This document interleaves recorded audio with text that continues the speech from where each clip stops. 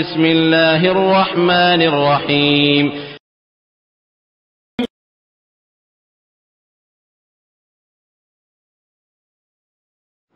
ওয়ালাইকুম আসসালাম রহমতুল্লাহ বারাকাতুহু। লাস্টে রয়েছে 0647। ভাই, আপনি বলেছেন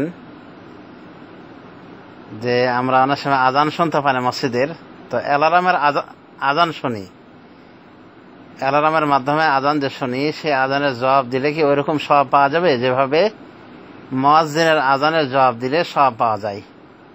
হ্যাঁ ভাই, এখানে তো পার্থক্য অবশ্যই রয়েছে, কারণ ওটা হলো মুয়াজ্জিন আর এটা হলো অ্যালার্ম। তো রাসূলুল্লাহ সাল্লাল্লাহু আলাইহি ওয়াসাল্লাম বলেছেন, ইযা ক্বালাল মুয়াজ্জিন ইযা আযানাল মুয়াজ্জিন ফাকুলু মিসলা মা ইয়াকুলুল মুয়াজ্জিন। মুয়াজ্জিন যখন আজান দিবে তখন তোমরাও মুয়াজ্জিনের মতো করে বলবে। তো এখন কথা হলো যে উনি হলেন মুয়াজ্জিন আর এ হলো অ্যালার্ম।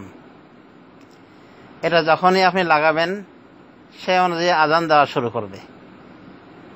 তো উনি হলেন জীবন্ত মুয়াজ্জিন আর এ হলো নির্জীব মুয়াজ্জিন, মানে অ্যালার্ম যে আজান দিতেছে। তো অবশ্যই উভয়টাতে আকাশ পাতাল ফারাক রয়ে গিয়েছে।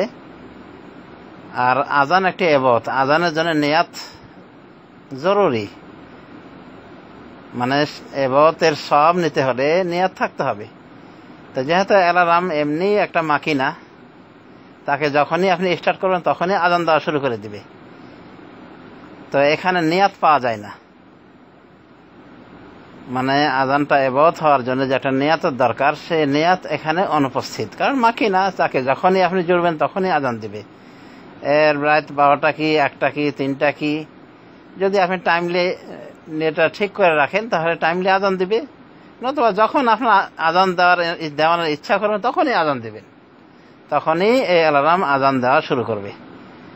অতএব যে মুয়াজ্জিনের আজানের জবাব দেওয়ার কথা রাসূলুল্লাহ সাল্লাল্লাহু আলাইহি ওয়াসাল্লাম বলেছেন, সে হলো প্রকৃত অর্থে মুয়াজ্জিন এবং যে টাইমলি আজান দেয় এবং যে নিয়াতের সাথে আজান দিয়ে থাকে।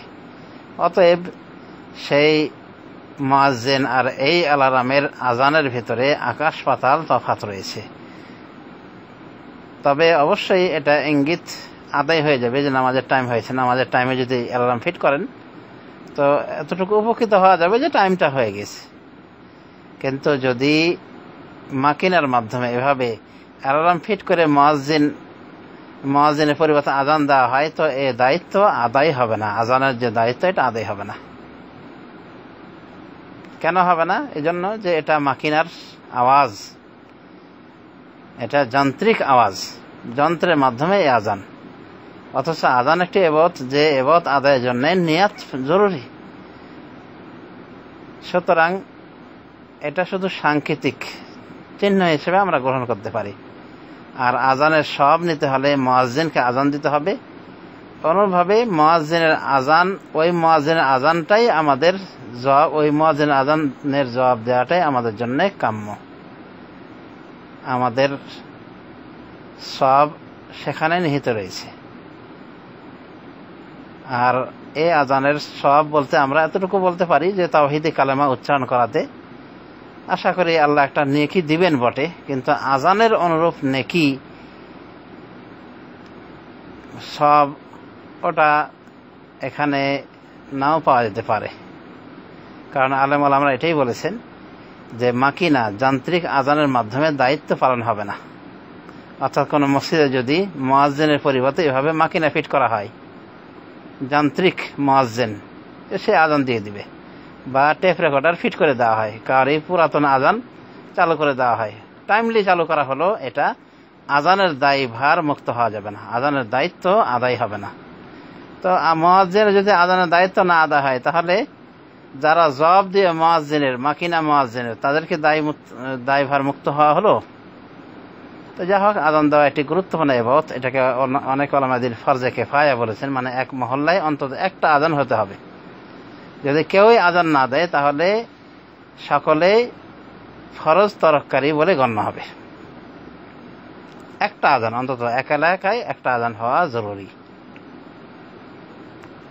আর সেটা অবশ্যই মাকিনা দিয়ে আদায় করলে দায়ভার মুক্ত হওয়া যাবে না, ফরজে কিফায়া আদায় হবে না। সেই হিসাবে আমরা এটাও বুঝতে পারি যে এই আজান আসলে প্রকৃত আজান নয়, এটা ডুপ্লিকেট আজান, অরিজিনাল আজান নয়।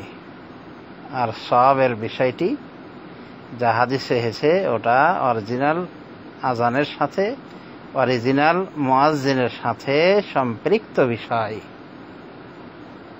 আজানের ফজিলতে এসেছে যে যত কিছু শুনবে,